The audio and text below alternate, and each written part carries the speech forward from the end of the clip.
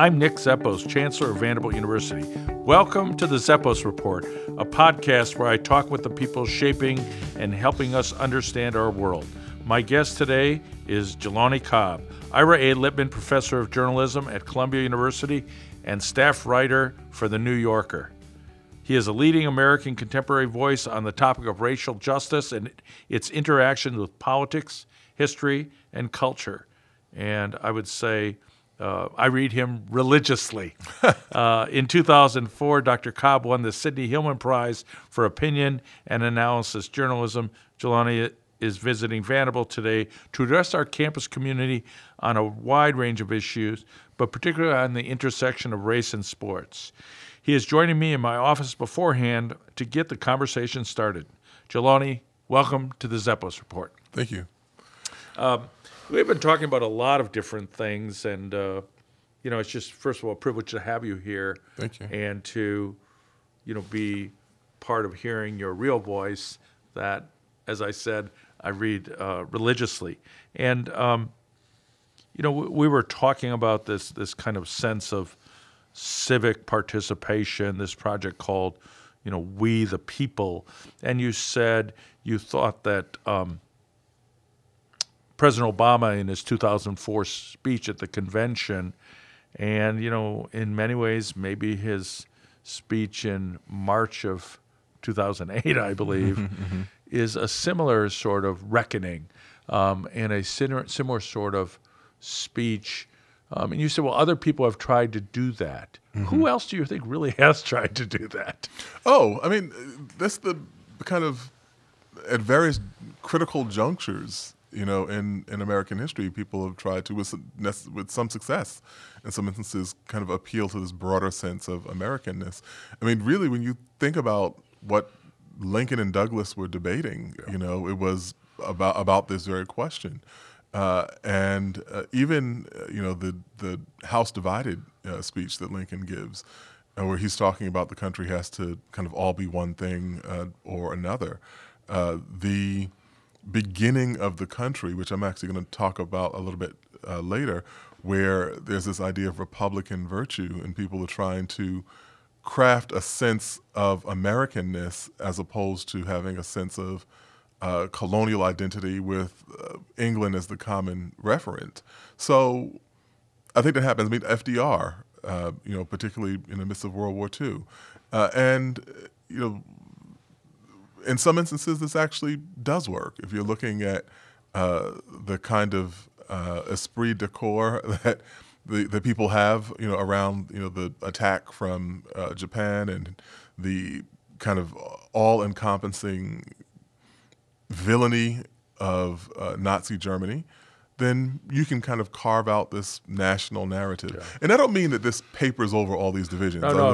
It's kind of like I think. I mean that it is something that people can reference commonly, and it has some sort of appeal. Whether or not it's by necessity a political undertaking. Whether or not that's actually historically accurate is something else. Yeah. Well, I think it's. I think the reference to Nazism in World War II is interesting because it's like, okay, we fight the war, and it is about this racial identity that and this racial ideology that is exterminating people, and Jews and gypsies and intellectuals and people with disabilities, gays, people with disabilities, and we come back and it's like.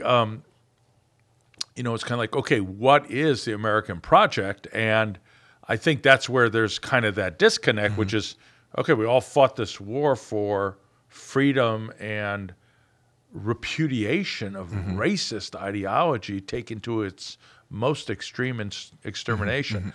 But yet we know the reality is then Brown against Board is resisted and Truman is criticized for integrating the armed forces.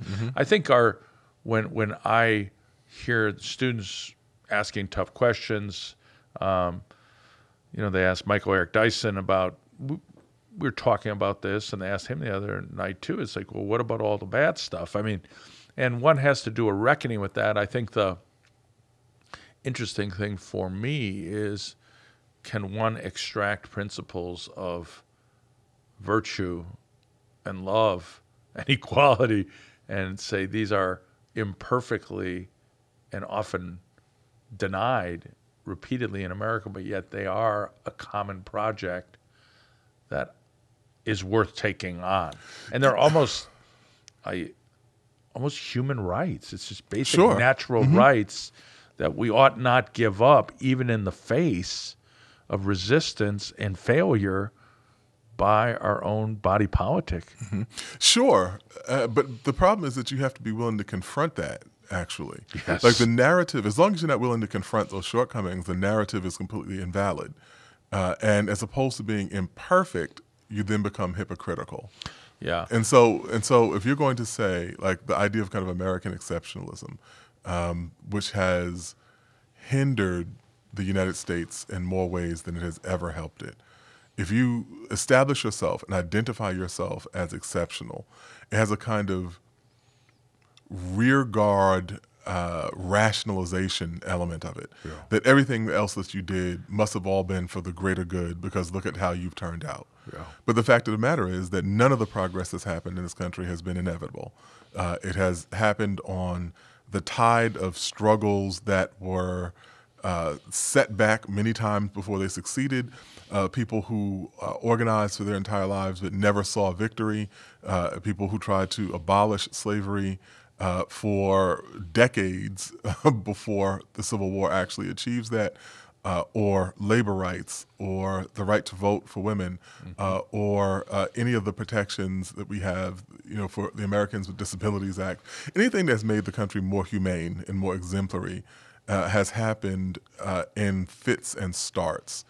And when we paper over it as if there's this kind of linear progress narrative, in order for us to maintain a sense of ourselves as, if not unblemished, then mostly unblemished, certainly less blemished than any other nation state that exists. And if we proceed from that place, then we become blinded to the pitfalls that all of those movements encountered previously.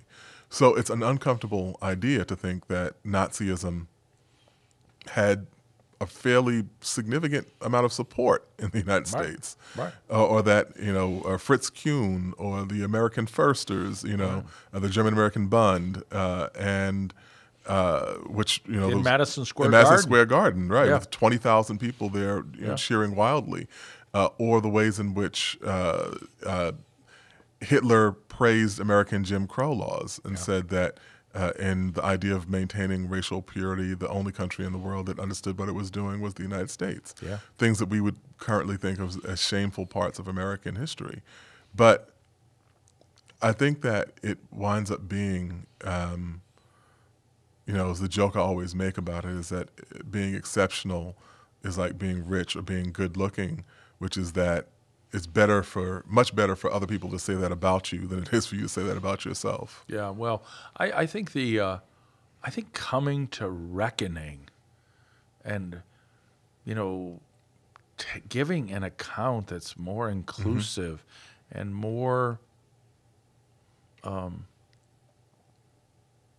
of less designed to create an answer to the question of what you want to say our narrative is, rather than letting people participate and study and tell the narrative is a very, very difficult thing. You see it on college campuses where you have a Calhoun College and it's kind of like, we had a Confederate Memorial Hall. And,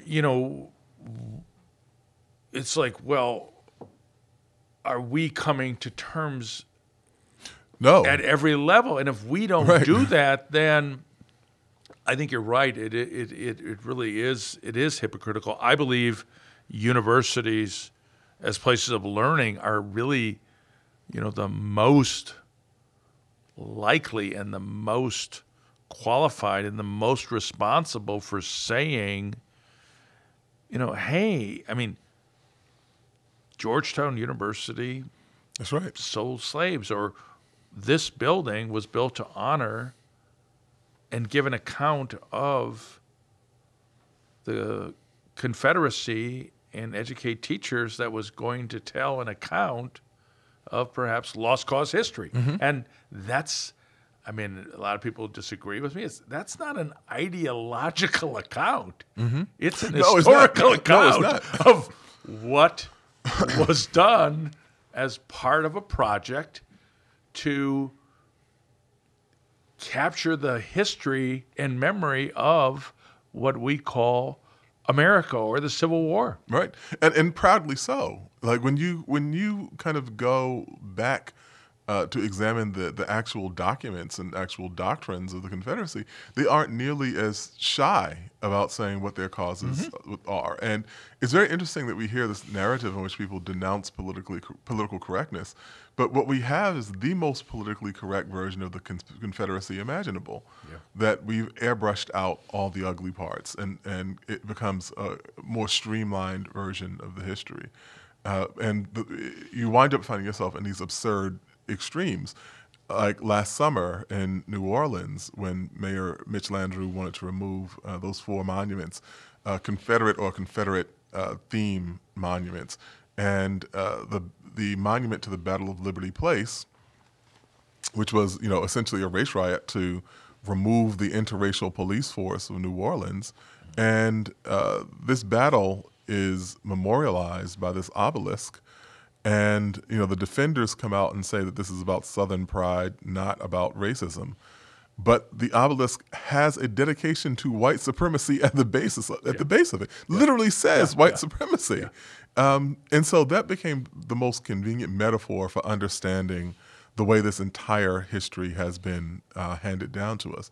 And so can you be exceptional without being willing to grapple with the ugly implications of having fought the bloodiest war in American history and fought really to your last man for the right to own other people?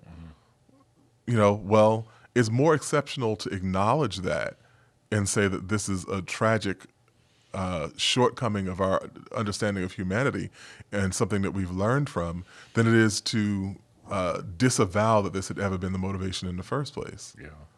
Yeah, I think kind of coming to terms is and telling the history. We've certainly thought about that. I've described to you a movie we've made about Perry Wallace, who just passed. And he came to Vanderbilt, and he was valedictorian of his high school, and went to Pearl High School, and he admitted to the engineering school as a valedictorian. He was also a great basketball player, and he came to play basketball in the SEC, and first athlete really to play a season and graduate as an African-American student athlete in the SEC, went on to Columbia Law School, became a law professor, thought, well, I could maybe get some money, and maybe the ABA was around at the time, a little competition, and he said, no, I'm going to be a lawyer and a distinguished law professor. One thing I was really struck by was that when I came to Vanderbilt, and even as I started working more in this building, how much antagonism there still was toward his kind of last interview, which was, this was really hard. And people weren't always great to me. Right. And I probably wouldn't do this again. And it was a big backlash. And finally, I think there was an effort which continues to give more honest accounting of Vanderbilt and our story about this. And he, in the most loving way, said, well, I want to reconcile. And he had his jersey retired, and he came back and spent a lot of time. But it was very interesting how he spoke to the current students and his classmates, and there was a lot of appreciation. It was like, wow, this guy's a hero. And I think what always strikes me is when I watched and learned about the movie and read the book that was on the bestsellers list, I had not many people that would have said that about him back then. And we have to be honest about that. That we can't say, wow, look at, we broke the color barrier and, I'm Branch Rickey or something like that. We have to say there are a lot of people in our own community, on our own board of trust, that really not only didn't want him here, thought that, he was causing trouble. I mean, and so you can call someone a hero, you can call someone a pioneer, but, it's not like people were saying that about Martin Luther King or Frederick Douglass. Or Rosa Parks. Right? Yeah, Rosa Parks. I mean, King, these people are... The year before King died, it was a public opinion poll that showed that 2/3 of the white public had negative opinions of him, and this was across Northerners and Southerners. And so, especially when he began doing things like protesting residential segregation in the North, and notably in Chicago and the suburbs, outlying areas. So, the Vietnam War. The Vietnam War. Income inequality. People accused Rosa Parks of being a communist. Jackie Robinson, when he died in his 50s, and his widow, Rachel Robinson, said that she thought that the stress of integrating baseball had taken years off of his life. I mean, I think that it's, again, these kind of uncomplicated narratives that we have to have, and kind of pre-masticated, easily digestible, feel-good version of what we call American history. Well, I want to talk a little bit about sports. You've written so much about it. Obviously, you'll talk more about it tonight. We recently announced a new Center for Sports and Society here at Vanderbilt. Why does sports so move the consciousness and conscience of America, in your view? I mean, I'm not sure that it always does. I mean, it does. It's a reflection, certainly, but it doesn't always move, and certainly not in the ways that we think of it. So when we look at something like Jack Johnson, winning the heavyweight title in 1908, there are race riots as a result of that. And people didn't look at that as, here's this moment of achievement. They looked at it more with a kind of expression of doomsaying that, this is a terrible thing. If you know the history of this, that they stopped the fight reels so that you would never actually get to see him knock out, I think is it Jacobs or Jeffries that he wins the title from, but you never actually see that. There's no historical record of it because it was deemed to be too volatile a thing to impose, to inflict upon the delicate psyche of the American public. And then in other regards, you kind of do have those moments that would seem to transcend. Certainly in sports, there's a higher likelihood of people from different backgrounds interacting and engaging with each other, different socioeconomic backgrounds, different racial backgrounds. Now, what the implications of that are, I think, is probably a much more complicated story. If we're talking about college basketball, if we're talking about the NFL, there's a certain set of socioeconomic relationships that complicate this. But I do think on a basic level, because of the market share that sports has in American life, or that sports have in American life, it's allowed people to have conversations and engage in ways that they might not otherwise. Was the Colin Kaepernick treatment and continuing debate and continuing, controversy, did it surprise you at all? No. And why not? So it's almost predictable that when we're kind of confronted with uncomfortable things, we fall back to established habits or uncomfortable conversations. And so rather than have the conversation around policing, which is what prompted Mr. Kaepernick to take a knee, Instead, we had a conversation about whether or not you, quote unquote, respect the troops. And, well, okay, but this is not, this kind of protection and zeal that we have for the troops is of a piece different than what we're talking about for people who don't have an equal share in American democracy. And what I mean by that is this. We've traditionally seen, the military or military conflict or these moments where we're supposed to unite the country around particular causes. Maybe we'd say now this is, the war on terror or whatever it is that is the kind of unifying banner of American military, behavior at this moment. And that's supposed to be the thing that holds us together. We saw that in World War I, we saw that in World War II, not so much in Vietnam, but that's been the kind of idea. And to impose this reality or this truth that we don't all have a equal proximity to freedom in this country is uncomfortable. And so we avert it and start having this other conversation.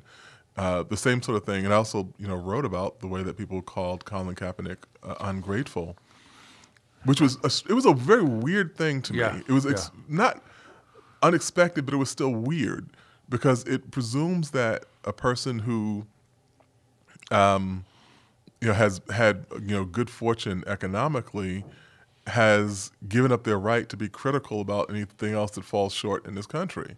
Yeah, there are a lot of people with affluence and visibility who seem like they think it's fine for them to get up and talk about politics. There's a person in the White House who feels that way.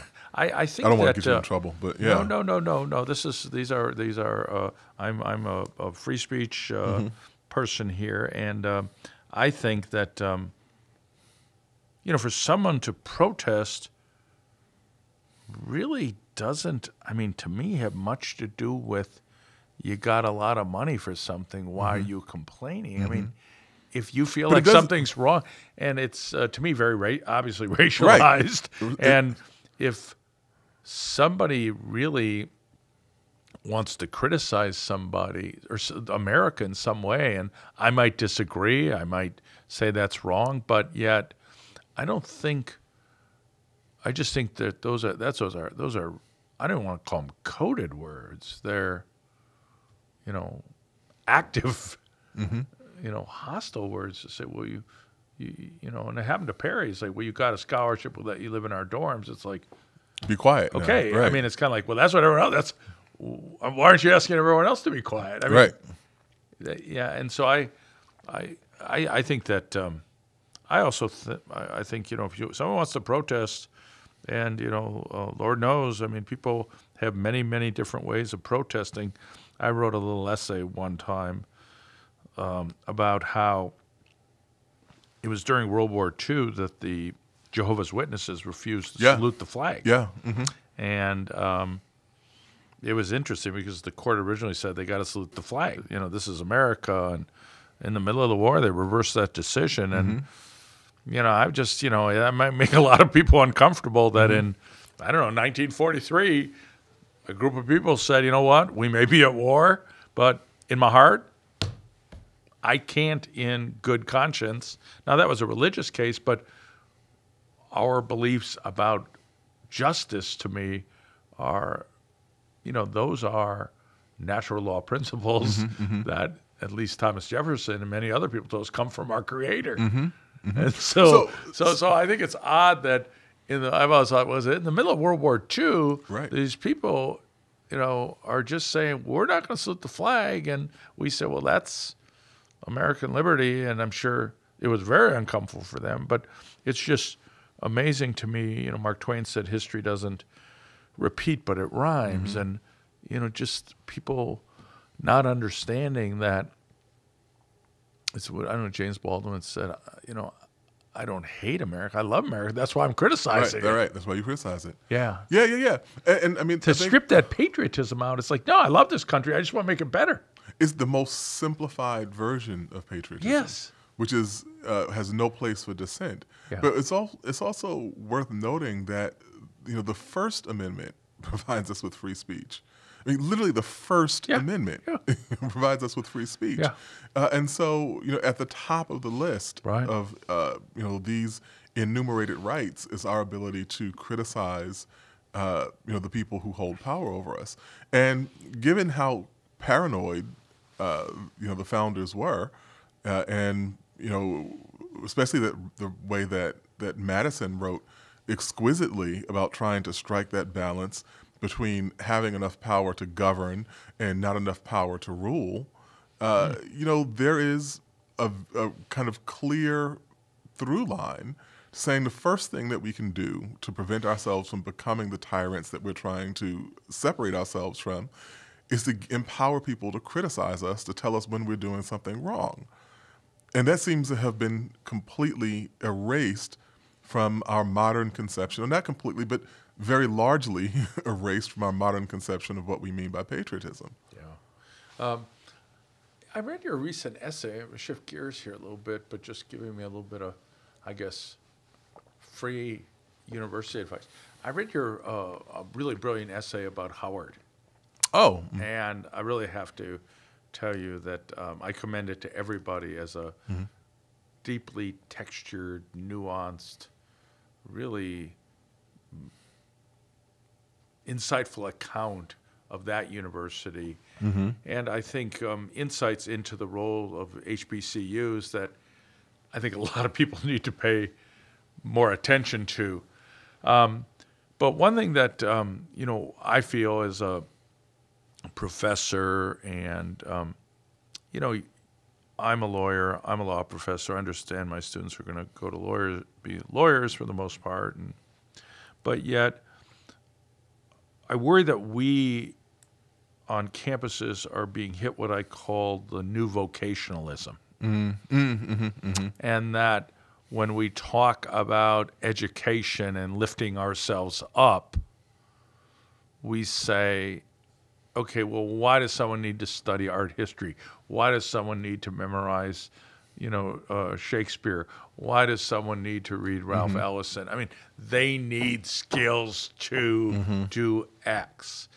And I've just been, and I think your essay talks about this, just how central it was to Howard and other schools and other leaders and educators and Du Bois to say, no, we are going to study the fundamental basis of how we are going to be full, active citizens in a free society. Do you think we still have this debate about, well, that's all great, you could go study this, but you need to go to technical school?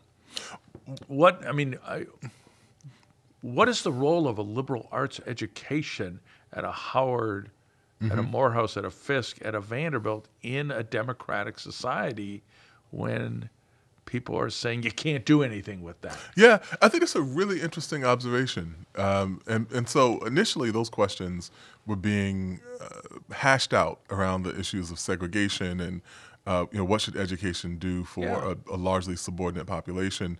And Booker T. Washington, of course, kind of ridiculed the idea of someone who lives in an impoverished community, but they're reading Chaucer, and so or learning to speak French, and Du Bois, of course, and we're just kind of using these as rough proxies. Right. Lots of other people who are in these debates, but Du Bois thought that it was crucial for people to have broader kinds of educational access, and that would in turn allow them to kind of wedge the door of opportunity open. But that debate kind of mirrors a much broader debate now, and I think that part of this is, of course, the cost of higher education, that people are thinking about this much more transactionally than they once did. And it's given rise to the consumer model of education, which, of course, professors lament to no end because students feel that if they are paying a certain amount of money per semester, then they are effectively purchasing good grades that will allow them to then move Very on transactional. to right, exactly. And I think faculty are increasingly kind of having to reiterate. It's like, no, what it actually does is purchase the opportunity for you to earn good grades. But I think that's connected to this socioeconomic dynamic that we're looking at now. On the other side of this, of course, STEM is important, and we're looking at economic innovations and developments and what American infrastructure will look like, and the technology economy, and all those things are great. But we've seen time and time and time again that technology, absent a refined understanding of human beings, winds up leading to disastrous outcomes. If we were to look at Twitter, and when Twitter first emerged, they referred to themselves as the free speech wing of the free speech party. They were completely unregulated. But people who are sociologists, people who are historians, people who are psychologists, organizational psychologists, could have told them what would happen. That you would wind up having mobs and things that would fracture along the lines of the convenient or recognizable fault lines in society. So we see a great deal of racism and a great deal of misogyny, a great deal of anti-immigrant and religious bigotry, and all these dynamics which have come to the fore on this platform. And so now they have, had to take steps to, prevent people from trolling or find ways that you can block people and so on.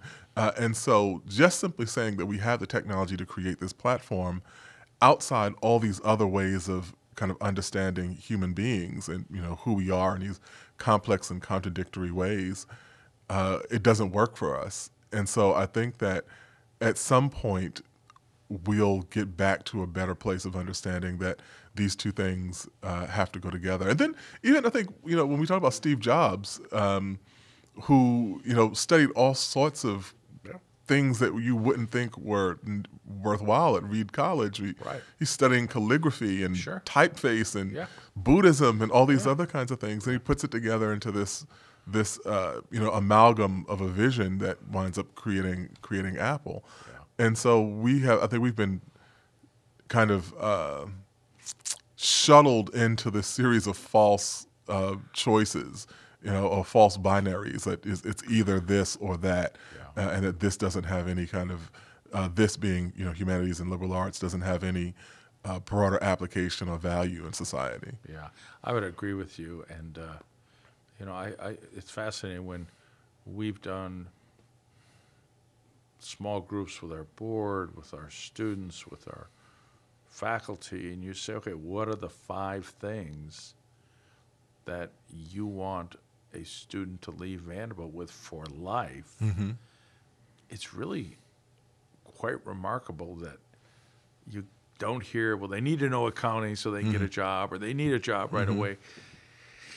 It's, communicating, working in a diverse community, being able to have a lifelong curiosity about knowledge and change. I mean, it's the very attributes that you would want in a colleague as the world is going to change around you. And I worry very much that there's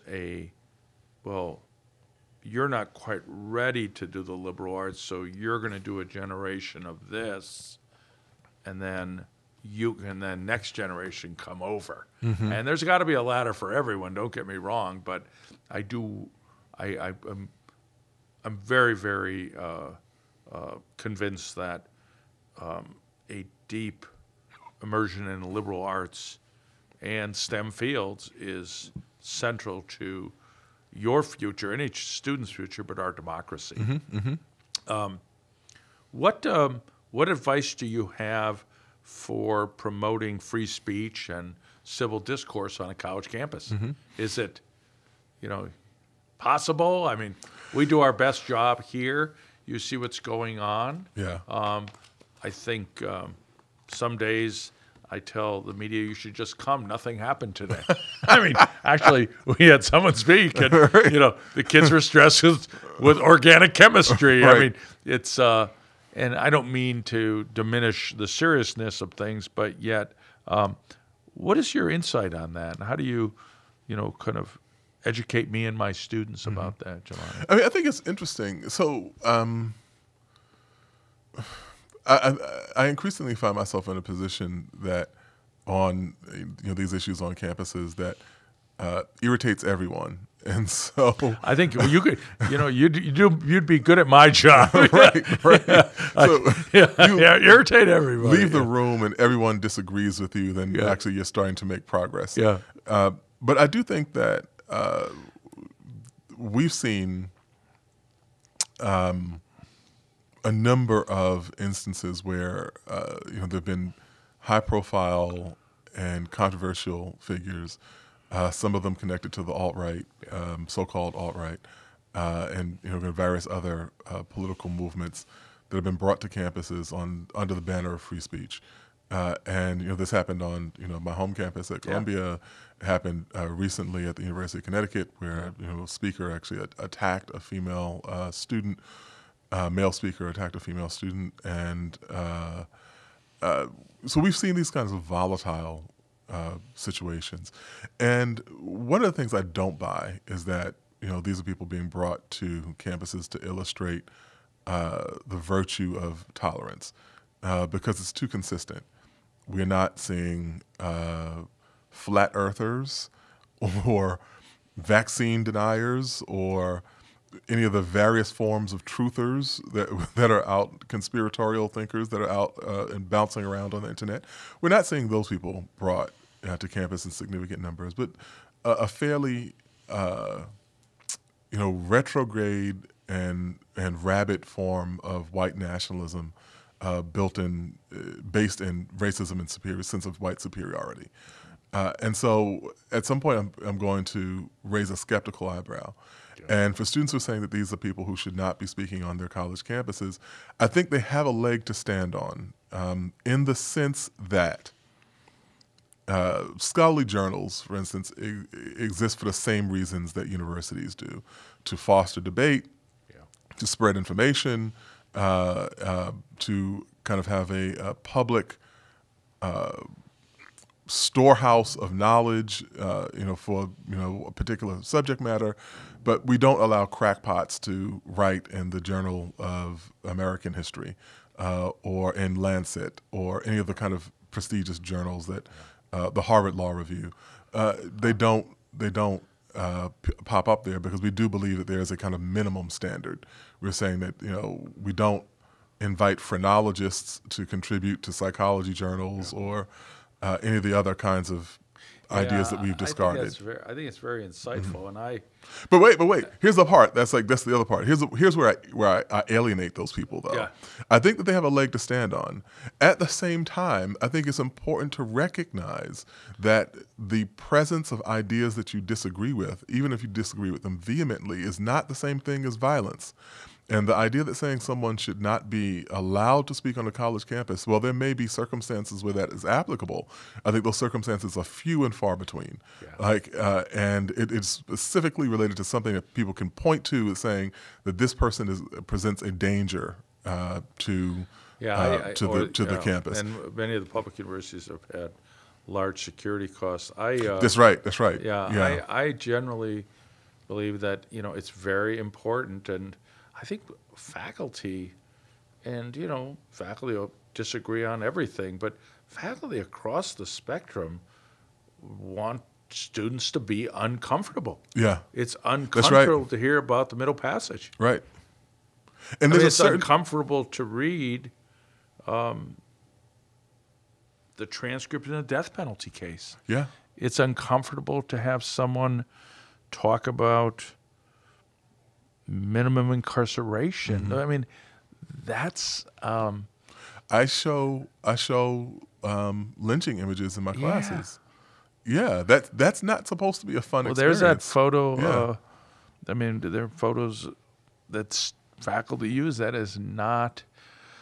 I think your article in the protest at Howard, when the Attorney General spoke at the daughters. And there they are with the nooses protesting across the street, and I remember the president saying, I'm not going to tell them what to think, and I'm not going to tell them what to read. Yeah. But I think that has a corresponding obligation that we're going to make you read stuff. It does. that, native son is not always easy to read. Yeah. And so I think that it's hard for us. I also think how many places where you're really going to say, well, this really makes me uncomfortable, and there's someone I can talk to in a reasoned debate about it. Right. And I just say, boy, we're pretty unusual.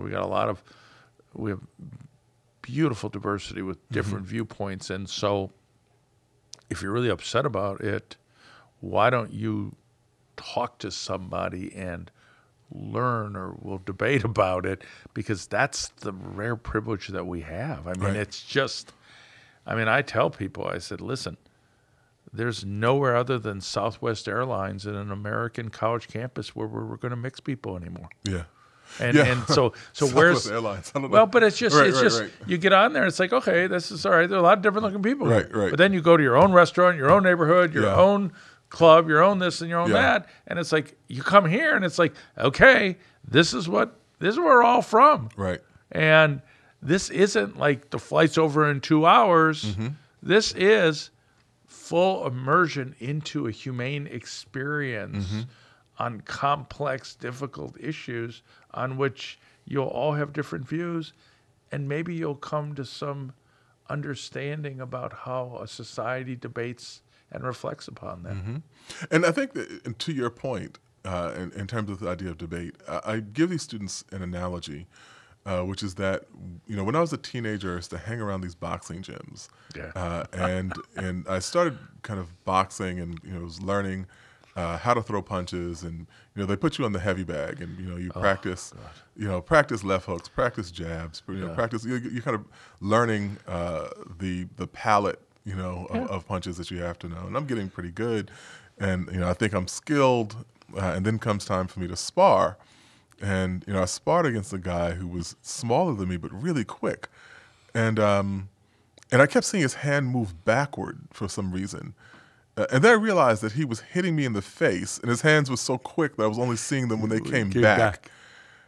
And so the point of it was, I came to the realization that this is much harder when someone's punching back at you. Yeah. That there's a difference between the heavy bag and actually sparring. Yeah. And what happens is that we get into these environments where we're in a kind of agreement abyss. We all agree on the same things, or on 94% of things, and the other things we just don't talk about, or we demur. And when we get engaged with someone else who actually has a different point of view, we have a false sense of our own dexterity, intellectual dexterity.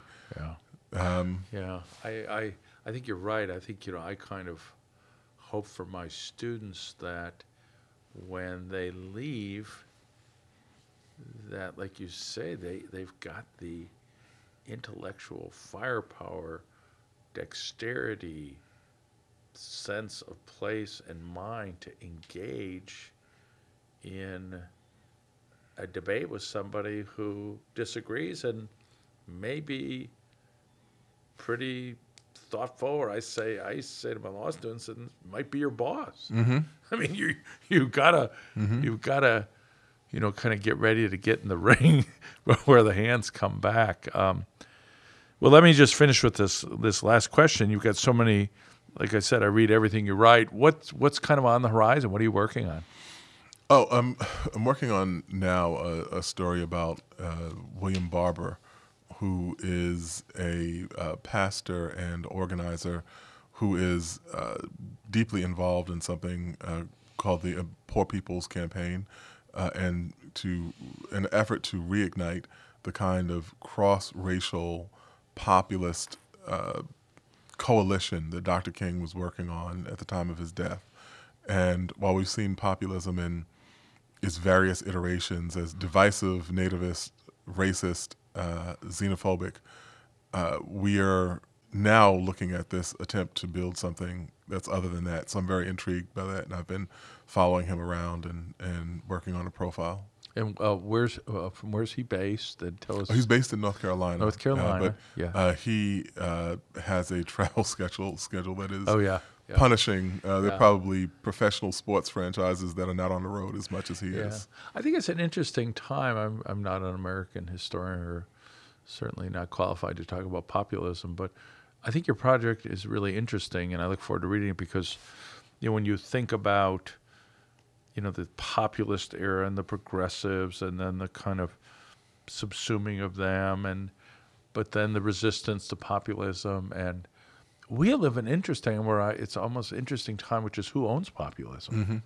I mean, it's really up for grabs. It is, and I think it sounds like and has been Reverend Barber's project is very much, and it's always been up for grabs in the sense of, I think even that's what FDR kind of discovered. It's like, okay, I'm populist about this, but maybe not about this. Right.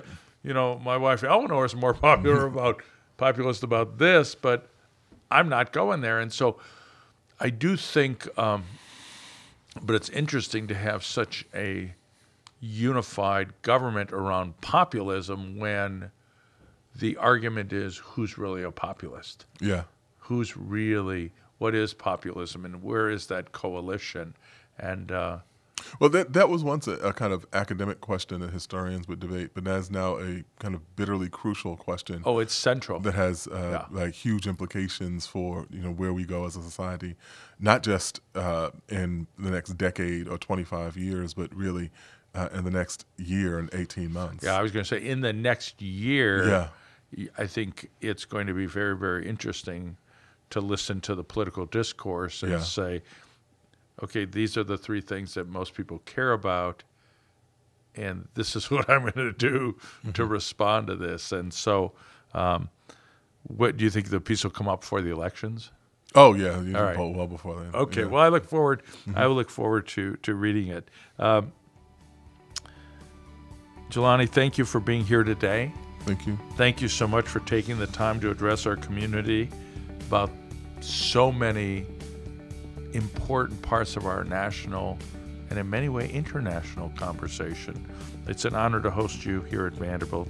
You can download this and other episodes of the Zeppos Report at vu.edu/Zeppos-report, vu.edu/Zeppos-report. Thank you. Thank you.